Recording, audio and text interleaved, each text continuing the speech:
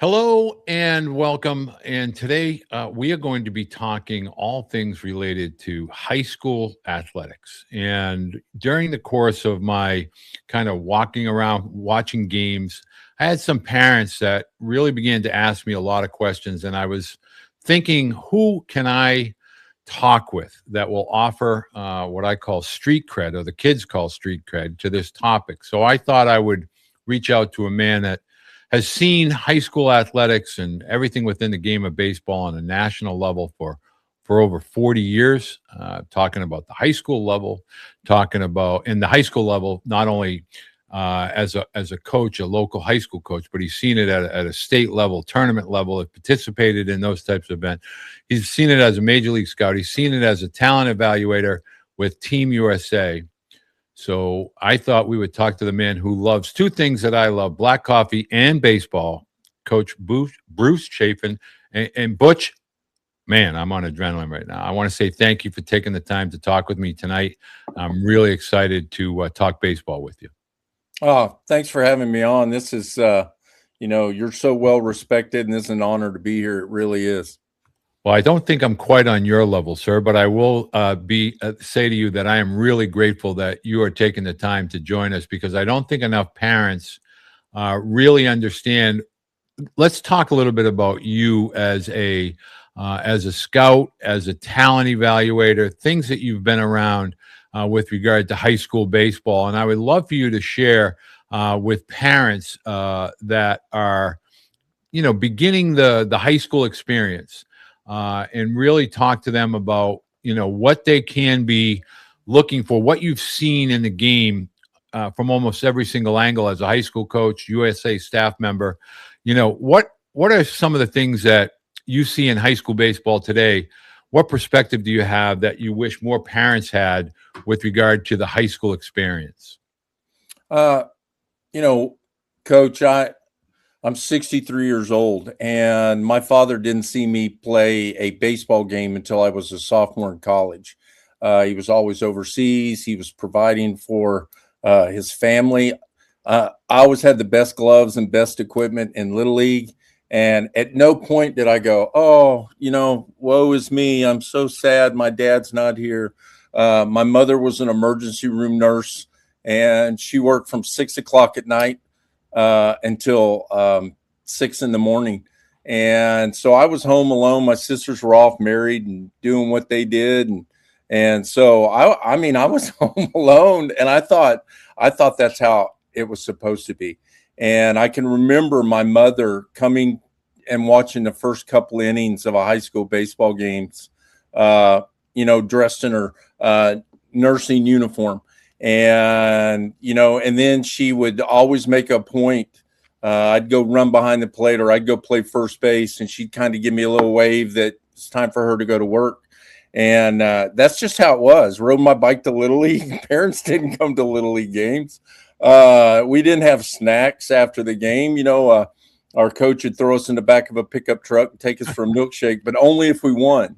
And nobody said anything was wrong with that. And, you're talking about 12, 13 kids riding in the back of a pickup truck, to go get a milkshake. Nobody pulled us over or wrote tickets. I think society is so changed now. And I've said this, and I've said this to all my friends, and I've said it to anybody. Everything is innocent and pure until you introduce money to it. And now when I buy a $500 bat for my 10-year-old son, let's say, he better get hits, because I paid $500 for a bat. I paid, $300 for a glove. Now as a parent, I have an investment in it, and no parent wants to see their kids fail. I have 5 grandchildren. One of them's a boy. The rest are girls. I got 2 more coming, 2 more girls. So I'm about to have 7 grandchildren. 6 of them are girls. And my oldest granddaughter's 8 years old. And as we speak, she's trying out to play softball for the first time. And on purpose, I scheduled this with you so I wouldn't have to go to it. And, I've tried to do as much as I can with the game of baseball, because I feel I owe baseball. And I think in society today, parents don't want to see their children fail, and there's an investment involved. And so many times they'll try to run interference. And I've never met, Coach, and I want you to tell me if you've ever met a coach that wanted his own team to lose. I've never met that. A lot of times I know for a big portion of my life, my whole identity was wrapped up in how many games I won. And I just think parents nowadays, they love their children so much they don't want them to fail, and it's a game of failure. If they don't want them to fail, they need to pick another sport. And the thing about it is your child can play really well, and 8 other kids are terrible, and you're going to lose. And you have to face that identity. So I think what's going on is there's been separation in the whole team concept, where I would go home and my mother would, when I woke up in the morning, she would go, "How'd the team do? Did you guys win?" And about question number 7, she'd go, "Did you get any hits?" So I think now it's, if I go 4 for 4, but the team loses, that's okay. That's okay. And I think a lot of times parents, they start judging their children against other children.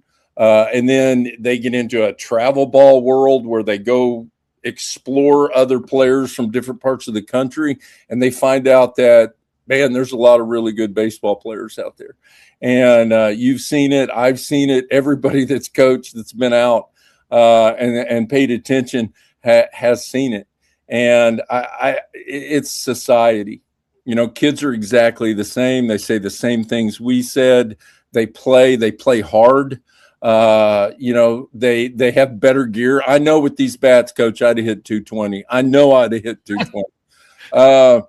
But the equipment's better. They have, the fields are immaculate. They're groomed.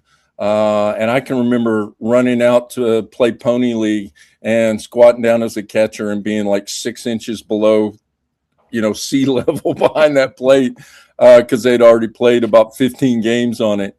And it's society. It's a societal thing. And I see it, and I hear it, and I watch kids react to it.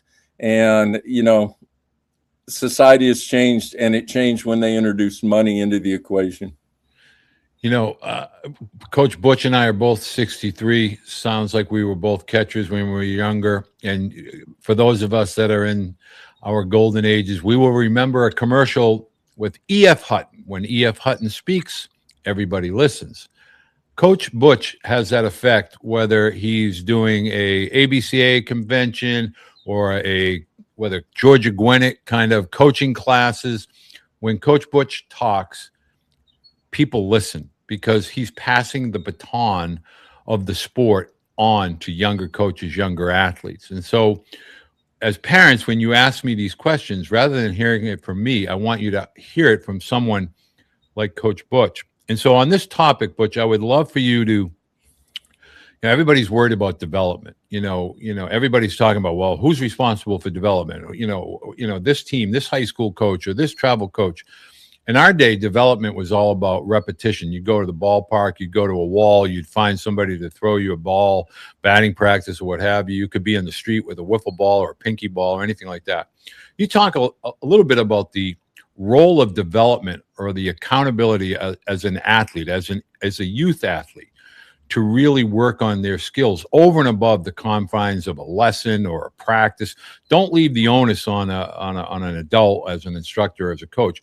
Can you talk a little bit about that, how you can see the difference between athletes that are really working on skill set versus those who rely on instruction or gadgets or gurus? A great question, a great topic. I think, number one, as a player, you have to be obsessed with any opportunity that Amen. you get. And we didn't do lessons when I was growing up, but like I said, I'm 63 years old and I can still pick it as well as anybody, because I used that wall. I used a garage door. and I would create just like you did. I would create situations, and I'd have to turn double plays and bounce it off a tree perfectly so it would come back to me, and do that thousands and thousands of times. And I think in today's society, players' identity is based on how they perform, when in reality, they should, make preparation their identity, how they prepare, what skills are they working on. I remember, Walter, I learned to hit a fastball by the kids in the neighborhood. We would take a 28-inch wooden bat and stand against somebody's back brick wall. And with the tennis ball, the guy would be 20 feet away, just throwing it as hard as he could. And you had to be on time. You had to be on time to survive in the neighborhood. And you didn't want to be the last draft pick. And, we were learning how to play the game and didn't realize we were just playing for the fun of it. And we would wake up in the summer and everybody get on their bikes and we'd go to this one kid's house because he had a big side yard. And we'd play wiffle ball, and then we'd go drink Kool-Aid and things like that.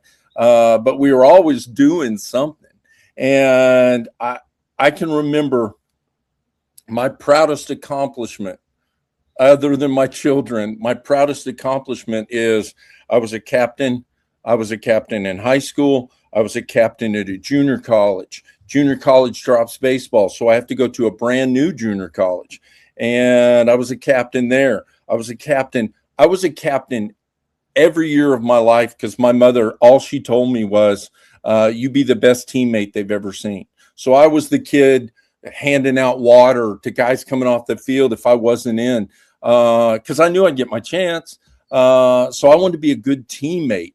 And I'll never forget my college coach, my junior college coach at Walter State. His name was Bill Gardner, and he got to AAA with the Red Sox. And he called me in and he said, "Hey, you've been picked as the captain of this team." And I was like, okay. Because I was always the captain. And he said, no, he said, "I've been coaching a long time and you're the first unanimous pick I've ever seen. Everybody on the team voted you for captain." And I said, "Oh, wow." And it kind of opened my eyes. And I said, well, I appreciate it. I don't know why. And he goes, "I do. It's because your care level is off the chart. You care about your teammates and they see that." And I said, "Well, coach, that's just how I was raised." And he goes, "No, we're going to do great things because you're the captain of this team." So I think care level is always, when he said that, care level has stuck with me. And I took it to my preparation. I was always like the 24th man on a 25-man roster. And when I went to Walter State, I went in as a catcher corner. And our catcher, who was already there, was an All-American, led the country in RBIs. And our first baseman, he made it to AAA, and he led the country in home runs. And the coach called me in and said, "Hey, man, we got 2 All-Americans, but I love you and you're our captain. I got to figure out how to let you get into games. Have you ever pitched?" Coach, I'd never pitched in my life. So he made me a drop down, Dan Quisenberry, Kent Colby, and I still hold the record in Tennessee junior colleges for 56 appearances in a year. And I threw a fastball. I threw one pitch that kind of sunk, and I'd get a double play. But it's all part of I was a good teammate. And the forgotten piece is, if you're a good teammate and you get after it and you show up every day, coaches will find a way to play you. But if you sit in the corner and pout, they're like, "I don't need that guy. I'm going to punish that guy." The game knows. I believe it has a real life soul. And the game knows when you're kind to it, when you're appreciating it, when you're respecting it. And so he made me a drop down reliever. I'd come in, throw one pitch, get a ground ball double play, and I'd clock out. Put turfs on, go back to the bullpen, and warm up the closer. Every now and then he'd let me catch in a game and get a couple of at bats. but I really think the game was rewarding me, knowing I wanted to be a coach. So now I had played catcher, I had played on the corners, I had played in the outfield in high school, middle school. I was a middle infielder. So now I'm a pitcher, and knowing I'm going to be a coach. So now I'm not a pitching coach. I'm not a catching coach. I'm not a hitting coach. I can coach any position on the field. And I don't boast about that. I played it, and I have friends that have taught me about it, and I've learned about it. So I get tickled when a kid says, "I just play shortstop." I'm like, "No, you can play all over. Go play first." I don't want to play first. I don't know how. Well, why not? Make yourself valuable. So I would say be obsessed with the opportunity, make preparation your identity. You want everybody going, God, dog, man, Walter, that dude works harder than anybody we got. That guy deserves to play. And as a parent, my advice would be, if your kid's getting after it, he'll get his opportunity. Just sit in the chair and let other people walk up and tell you what a great kid you have. Well, I'm going to validate that point by I talked with an SEC coach today, and we were talking about a pitcher, and he didn't say one thing about the student athlete's pitching ability. All he said is he's into every game, and he's the most supportive teammate we have. He is my leader, and I need him to do that more and teach others. So to validate Coach Butch's response there. Now, Butch, I want to talk to you about a topic that every single parent I ever run into asked me about. And it's the relationship between the travel coaches and the high school coaches. Mm-hmm. And I call it white noise that also fills in a lot of the blanks. Like we have a travel mm-hmm. coach, we have a high school coach, we have a pitching coach or a pitching instructor, a hitting instructor, a hitting guru, somebody with all this white noise. If you're a coach trying to share to a parent, can you kind of simplify what should the relationships be like between the high school coach and travel coach or the independent instructor? There's so many people pulling at these young athletes. What's right, what they should be doing, what they shouldn't be doing, who they should listen to. Can you kind of simplify that? You 40 years as a high school coach, talk a little bit about how you would approach your athletes with regard to the travel world and the hitting instructors and the pitching instructors, et cetera. I was always for it. And what I didn't understand sometimes is guys would have hitting coaches, and I'm pretty good hitting coach. And what I teach, it's not crazy, and it works because I've had really good hitters let me work with them, and they're open to ideas. But when I was a high school coach, I welcomed it because I wanted my kids to go out there and listen to other guys and then go, dang, Coach knows what he's talking about. And I wanted other parents to sit in on those lessons. So they're going, why are we paying this money when we can get this at home? And if a high school coach, there's that battle between travel and high school. And I was high school coach forever. I mean, literally forever. And I think my first team I ever coached in high school, I think they were in the Confederate Army or something like that. That's how long I was a high school coach. But I always said, hey, have your travel coach call me. And they always would. And they would say, what do you want us to work on? And I'd say, well, this is what he's doing wrong. If you could help him make this change, man, I'd really appreciate that. And I know, Coach, when I do the USA stuff and we get those position guys, whatever it is I'm working with, I always reach out to their high school coach and I go, okay, tell me about him. Tell me what he does well. Tell me is there anything we can be working on, in this 3 weeks we're together? Is there anything I can help you with? And I've always thought, I'm naive though. I've always thought of it as, coaches are coaches. And I never saw it as a competition to prove knowledge or a war between each other. 2010, I was the pitching coach and last second pitching coach. And I was amazed guys would throw bullpens. And I'd go, can you sink that fastball? And they'd go, what are you talking about? And what I found out is like that USA player, a lot of times their coaches are afraid to mess with them because they don't want to mess them up.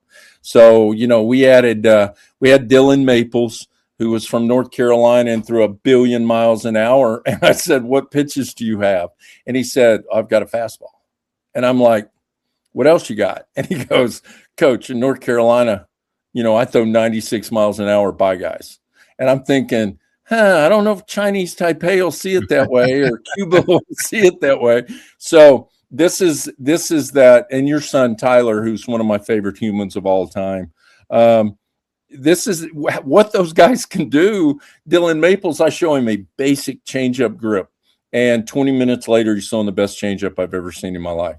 The acumen for the game, the aptitude for the game. If you start that in young players, 8, 9, 10 years old, and you start teaching them baseball, well, their skill level is going to advance, but they've always got that knowledge. And when I see kids watching baseball or collecting baseball cards or talking baseball, and they're very young, they've got an advantage. There's no doubt in my mind they have an advantage. Smart players are easier to teach. Their skill level jumps faster when they're intelligent. And I always want that. Just, that guy that gets after it, that wants to learn, who's intelligent. I've been doing this travel. I got in Adam Mosley from Hoover High School. He got me in this travel stuff, and he goes, "Hey, come help me with this." And I went, "Absolutely not. I've heard war stories." And we've done it for the last 2 years. And we had amazing kids, amazing parents. And I'm older. We're not looking at rankings. And one night it was like the third tournament. He pulls up the website and we're looking at rankings. And I was like, "Oh my gosh, these kids are really good." We just thought they were good kids who could play. And we didn't realize that we had Dylan Seward, who's the number one high school shortstop in the country. He'll be the first shortstop off the board next year in the draft. And we had Graham Houston, who is a top 5 shortstop, and one would play short and one would play second, and then we'd flip them. And at no point did Dylan Seward's mom or dad go, "I want my kid to play shortstop full time." He was over there playing second base like a champ because he knew next game I'm going to get to play shortstop. He was working on his game, getting his at bats. And I just think that the travel ball, let's do this. Let's find a spot and let's bring all the travel coaches and all the high school coaches together, and let's have like a big convention where we can Amen. Can and we do that, smoke please? the peace pipe or whatever we're going to do, and everybody shake hands and do a bro hug and walk out of there and do it for the good of the game. You mentioned USA Baseball, but really you're a talent evaluator. You've been doing it for many, many years. And I try to get parents to understand there is a really razor thin separator between those athletes that are very talented and that play and contribute, into those players that are very, very talented, but don't seem to get between the lines. And when they do, they don't execute. So can you kind of give parents and student athletes, especially at the high school levels, some separators that you're looking for over and above the batting average or the pitching velocity that, are really going to be good separators for athletes to work on as they aspire to get beyond high school and maybe play in junior college or even professionally? Sure. Few things. Number one, it hurts my heart when I see a high school kid that all he's worried about is playing in college. And then the college kid, all he's worried about is the draft. And you've heard it a million times, and everybody in America has said, be where your feet are. Right. And I am a huge believer in that. And, be in this moment right now. And, there was a guy a long time ago, his name was Viktor Frankl. And, he writes a book called Man's Search for Meaning. And it's one of the top 10 books of all time. And Dr. Frankl, he talked about, he was in a concentration camp. And he talked about the thought of his family, his wife kept him going. But he watched people die all around him because he didn't have anything to live for. And I know this. I know that when I was a little kid, my mom knew my dad was out of the country a lot.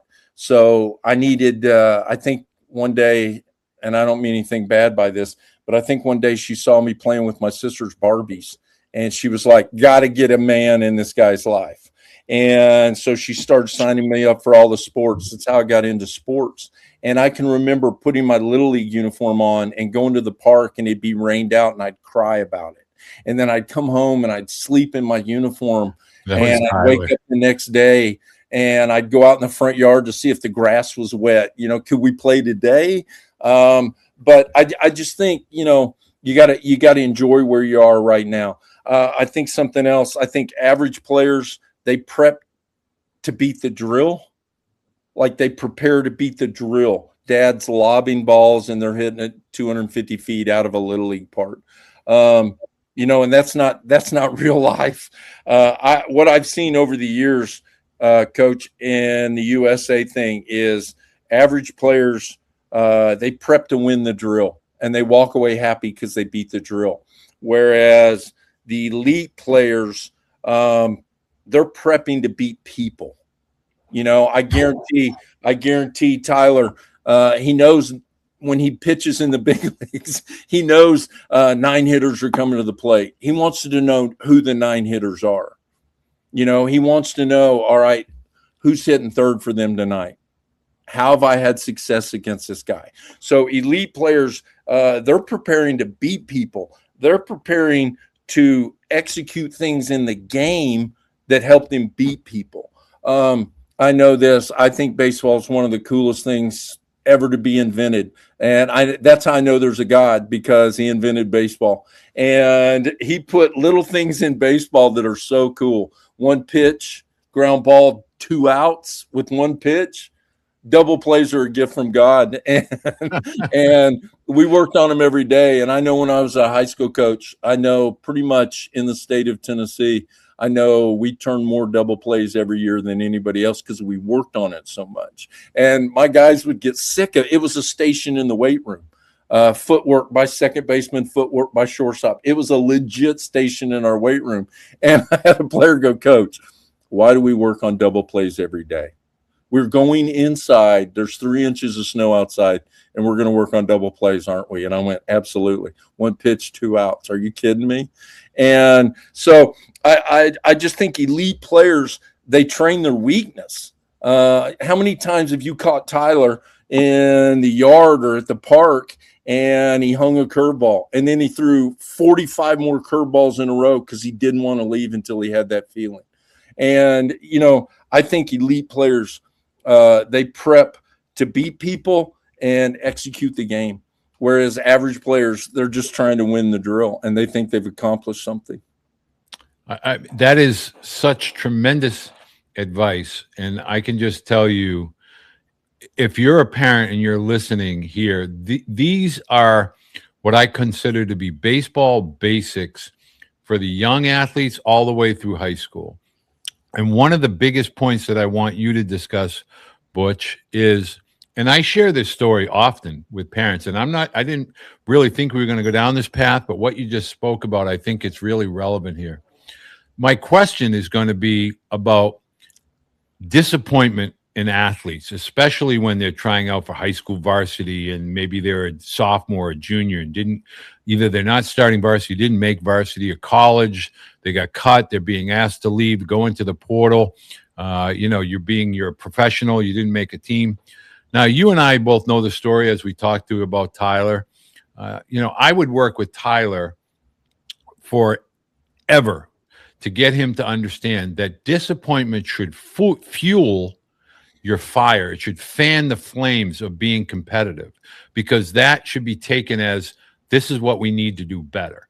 And in the year of 2010, when he didn't make the USA 18-year-old team, he came home and he basically said, I know what I have to work on. I have to do these 3 things better. Had nothing to do with the draft, had nothing to do with Vanderbilt, had nothing to do with when I left there, Coach Butch told me I need to do this, this, and this, and I need to do those better. As a 17-year-older, he came home and he worked on that. Now, I would love for you to share, in your mind, how should parents handle disappointment, meaning when their children either A, have a bad game, B, got cut. They come home, they slam the books on the table.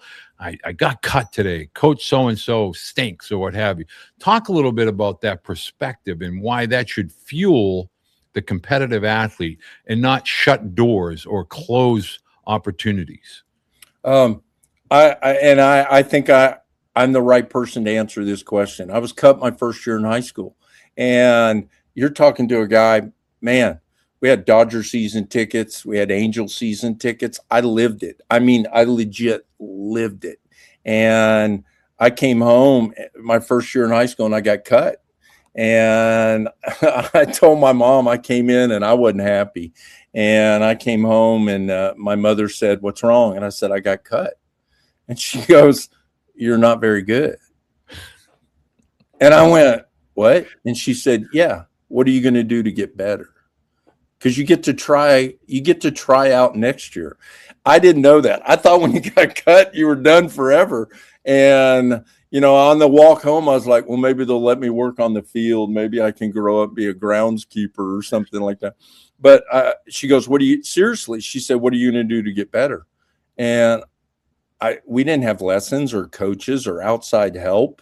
Our youth coaches were guys that worked at the electric department and got off work and came to the ballpark and could throw the ball in batting practice, but they really didn't help us. My mother put me on an airplane when I was 14 years old at Christmas break. She put me on an airplane by myself, and I flew to Winter Haven, Florida, and I went to the Doyle brothers. I went to that. Yep. Yeah, I was at the very first camp they ever had. It was 35 guys in Winter Haven. And I get in the cage and I take one swing, and Denny Doyle, he goes, "Don't drop your hands. You're hitching your hands down. Don't do that." And I remember stepping out going, nobody's ever told me that before. And then I'm just hitting líneas all over the cage. And I'm like, you've got to be kidding me. And I remember in the tryout, I popped up, and I wouldn't have kept me either, to be honest with you. But I came out of that camp and it opened up my eyes, and I saw a brand new world. And from that moment on, I went to every camp. I fell in love with camp, an overnight camp. My mother would pack me up June 1st, and I wouldn't come home until the 4th of July. And I was going from camp to camp, and I became a better player. And I never was a great player, and I can never imagine what it would have been like if I hadn't gotten better. But I just think the disappointment's the child. You're disappointed for your child. And Tyler, he's been around the block, had to go to Japan. You didn't want him to go to Japan. No. But he had to go to Japan, and you had to let him go. And you hurt for him, but the disappointment is his. Parents, they hurt for their kids, but the disappointment is the child's. And that's where the rub in this new age parent, this new age society, the disappointment can drive you. You got to allow it. You can't run interference for it and go, everything's okay. And like I said, my mom and dad, man, they were tough human beings, and I didn't know anything but tough. And, my father passed away, and we're sitting around, and that's when I found out my mom and dad were kind of wealthy. I never knew that. They never showed that, but we never wanted for anything. And, they were disappointed, but back then it was like, right. Are you kidding? Totally different world. I'm more concerned with your grades than I am, if you get a hit. Who cares if you get a hit? That's a game. But your grades, you got to be good in school. It was one of those things. My parents could have paid for college, but they told me, college, you want to go to college, that's your responsibility. You better figure out how to get scholarships, academic, athletic, and you better pay off as much of it as you can. And it never occurred to me. And I told my kids the same thing. I have 3 daughters, and they're all grown women now, and they're unbelievably tough human beings. And they're independent women. They're all married. They all have children, and they're great parents. And my wife, they would play when they were little kids. They'd play like checkers or Monopoly, and she'd never let them win. And they would get so mad. But that's probably helped them more than anything is, you have to learn how to fight through the disappointments and not just sit on it, and dwell on it. I got 2 more questions, and I know you're a busy man, but I'd be remiss if I didn't ask these 2 final questions, because I think, again, I think hearing from you as in the perspective that you offer, I think is valuable for parents and young athletes. I would love for you to explain to parents, with all of the rankings and the camps and all the tournaments and showcases, how do you allow parents to understand, is there value in that opportunity from an exposure perspective? And when should you recognize that it might expose an athlete as opposed to provide exposure for an athlete? Can you kind of shape that for a parent that might be considering, should I or shouldn't I? I'm probably, if I pull back the curtain, I don't know any. Last year I talked to 132 college coaches and Division I coaches. And, they'll call me and they'll go, hey, you've got, I'll just use him for an example. You got Dylan Seward on your team. And I'm like, yeah, he's an unbelievable kid. Skills are off the chart, but he's an unbelievable kid. And I think if I pull back the curtain, I don't know any ACC coaches or SEC coaches or who go into like an event where there's like 2 clover leaves of fields, and they just randomly stand there and hope they see somebody. They're going in looking for somebody. They're going in to check on somebody.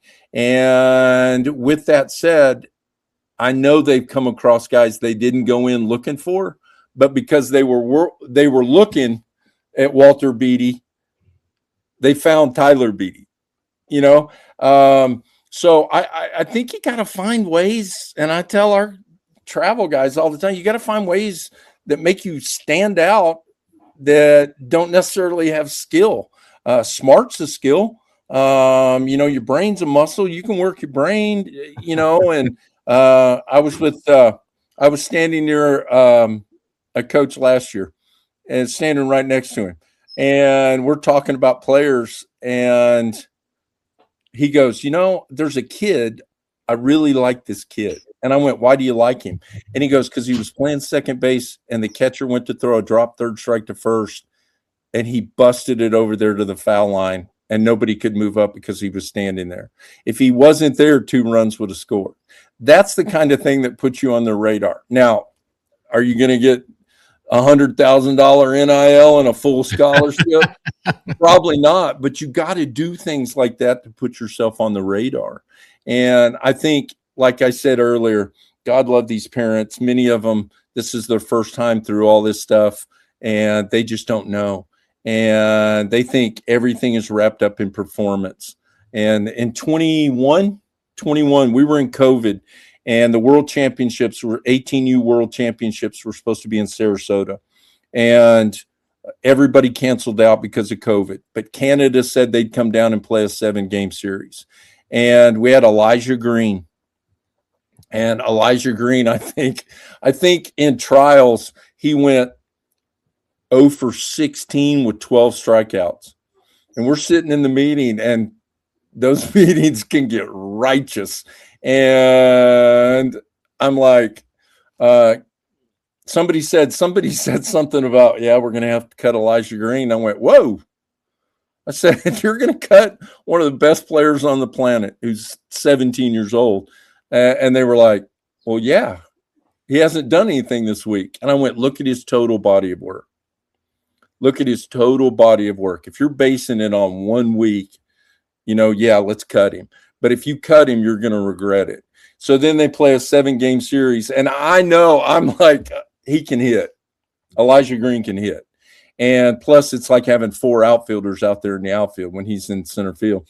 And so they played Canada, and I think he went like 16 for 21 against Canada. Like, it was unbelievable. And I'm not saying I'm a great scout, but you could see it. You could see in his preparation that it wasn't bothering him. And I asked him, I said, hey, that's a lot of strikeouts. And he said, yeah. He said, I'm kind of working on some stuff. I said, well, what are you working on? And we talked about it. And I was like, oh my gosh, this guy's working his game, you know? And this hit me in 2010. Nicky Delmonico was on that 2010 team. Yep. And we were struggling to hit in trials. And he goes, Coach, relax. And I'm like, bro, we ain't going to get a hit in the World Championships. And he goes, Coach, we're facing the best 17-year-old pitchers on the planet. And I went, oh my gosh, he's right. So a 1 for 4 against the Tyler Beede in trials was unbelievable. So I think what happens is the parents get wrapped up in their performance and they forget, you know, if a kid's 14, he's batting off a 12-year-old who's lobbing it over the plate. 4 for 4, that means nothing. But if a guy's rushing it up there, you're 14 years old and the guy's like throwing 87 miles an hour and you're getting hits, that's pretty good, you know? So I don't know. I think parents, they want the best for their children. And sometimes they just got to sit down and be real and try to examine things from every angle. Is he doing things right? Is he just not on time? Will he catch up and get used to the speed? I had a player ask me, he goes, Coach, how do those guys hit 99 in the big leagues? And I'm like, they see 99 every day. That's normal to them. They have no fear of 99. But you guys, you'll see a guy warming up and you go, how hard is he throwing? You know, so you'll get used to it. They'll get used to it. You know, one of the last question I want to ask, just from a perspective basis, I try to explain to parents that someday your student athlete is going to play their last game. You know, I'm fortunate at 33, I still get to watch my son play. But at some point, the game is going to end, whether that's at high school, whether it's in college, probably a little bit of maybe professional. What's the one lesson that parents should hope that baseball teaches their student athlete, and they should appreciate that time of being able to watch them as an athlete compete? And what do you think that lesson that parents should take away that baseball will provide them with regard to their student athlete? You know, that's such a good question. Like I said, I was a baseball coach forever, but I was an assistant high school football coach for 8 years. And I always heard about, hey, football, it teaches you life. And I got nothing against football. I love football. But in football, you play on Friday night, and then you have to wait until the following Friday night. So you have to dwell on it. Baseball, man, you might get smoked today, but you got to play again tomorrow. So you got to get right so you can, you know, have a chance tomorrow. And then you might have a game after that. And you might go on a 3-game losing streak where nobody wants to come to practice and nobody wants to show up. And then you beat people and you go on a run and you get going and you're feeling it, but you got to show up every day. And I think baseball is great because mature kids make mature players, and mature players make great decisions. And when they're done playing, they're mature people. And, you know, I want my doctor to be a mature man. I want him to have knowledge. I want him to be intelligent. I want the person cooking my food at McDonald's, if it's a 17-year-old, I want a mature 17-year-old. So he puts it on there just right. And when I open it, it's not all over the place. I think baseball teaches maturity if you let it. I was taught this by my grandmother. You don't meet people, you collect them. You know, and everybody that I run into, and I'm not saying I don't have people that don't like me or I have enemies, but I don't have many. And just like you know, I've collected you and I consider you a friend. And you know, if Amen. I need something, I can call you. And if you need something, and we see each other, what, ABCA? Right. Exactly. We see each other once a year. Right. And what I was taught by my grandmother is to be a professional appreciator. She was a waitress. She went on and she owned restaurants. So she was a waitress, and her whole livelihood depended on how polite, how good the service was. So she hustled. I mean, in those little white kids' tennis Yeah. shoes, she hustled because she was trying to make money. But in the process, everybody in the town knew who she was because she's the best waitress in town. And I think if you're a professional appreciator, I insist that those USA kids, when they're getting off the bus, that they thank the bus driver. And that dude, he's driving for a living, and we make him part of the team. I get that guy a hat. He helps pull gear off. He's pulling for us because we appreciate him. And in restaurants, in hotels, I'm like, hey, if you guys have a couple dollars when you check out, leave a couple dollars for your maid. And they're like, what? Nobody's ever told us that before. And I went, yeah, she's working hard, and she's picking up our mess. And I always try to tip the maids and be a professional appreciator because I'm trying to collect people. Because this is what I know, Walter. One of the best people. I told this player this, and he's the shortstop for the New York Mets. And I told this player a long time ago, and I said, always act like you're having a good time. Smile a lot, because guys that smile a lot, the fans love them. And if the fans love you, you're going to make a whole bunch of money playing baseball. If the fans don't like you, they'll boo you and they'll get rid of you. But if the fans love you and you're a fan favorite, you can make a lot of money and have a long career doing that. And if you're a professional appreciator and you're collecting people and you take a mature approach to how you prepare and you work on your weakness, you're going to find success beyond the game of baseball, because you can't collect people and be a professional appreciator, and then when you end the game, you just turn into somebody else. That's just how you do it. And I've always, man, if we played each other and your team just beat my brakes off, I always wanted my team to come over and see me shake your hand and wish you luck. Thanks for playing us today. You've got an outstanding team. And I wanted my team to see that and hear that, because I wanted them to have that kind of appreciation for the ability to play. And our game is so great, and it's given me so much, and I owe it so much. It's done things to me that I didn't like, but I never turned on it. And this would be the last thing. I really think if you love baseball, you love it when it's not good to you, when it's not good to you, when it's mistreating you, because it's a test. It wants to see how much you love it.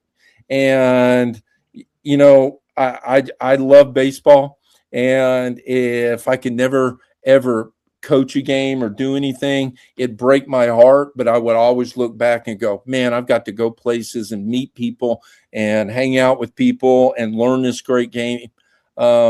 It's taught me so much. Parents and student athletes, Butch Chaffin is a man that you must, if he is speaking or you run into, if you're at the ABCA or you're at a Team USA event, this man exemplifies everything that's good and wholesome about the sport of baseball and life. There's not too many people don't have a good smile on their face when they're talking to Butch or talking about Butch. And do yourself a favor, and I'm going to make sure parents see this. I'll put it in the description below. Butch Baseball 29. That's the X, formerly known as Twitter handle. Again, when he talks, be sure and listen. And Butch, I want to say thank you. Thank you for everything that you've ever done, for my family, for the sport of baseball. I sincerely consider you to be an ambassador of the sport. And I'm deeply appreciative of all the things, and the words that you spoke here today are invaluable and a tremendous resource for parents. Thank you so much for taking time out of your very busy schedule. No, thank you, and I appreciate it. And I'm just like you. My worst nightmare is I pass away and I didn't leave fingerprints all over the place. So I'm trying to leave fingerprints, and I'm trying to do it in a hurry because you never know. But I know this. I know when I leave this earth, I can be happy with who I've met and what I've done through baseball. And you have no idea how much this means to be talking with you and for you allowing me to talk. I appreciate it so much. Well, you have no idea how appreciative I am. And I know parents are, I really, truly, there are very few ambassadors of the sport. And when I say that word, I don't use that lightly. When I was a kid, it was like I would listen to Tommy Lasorda, Coach Dado, Coach Frazier. We still have Coach Bertman with us. I consider you, Butch, to be, and we're the same age, but when I hear you talk and you're doing, whether it's a hitting presentation or anything with regard to teaching our youth within the sport, I listen because I learn, and I never stop learning, and I know that you never stop learning. Parents, I strongly encourage you, Butch Baseball 29. It will be the best follow on social media that you'll ever have within the sport of baseball. Butch, thank you so much, and have a great summer in the game. Thank you so much.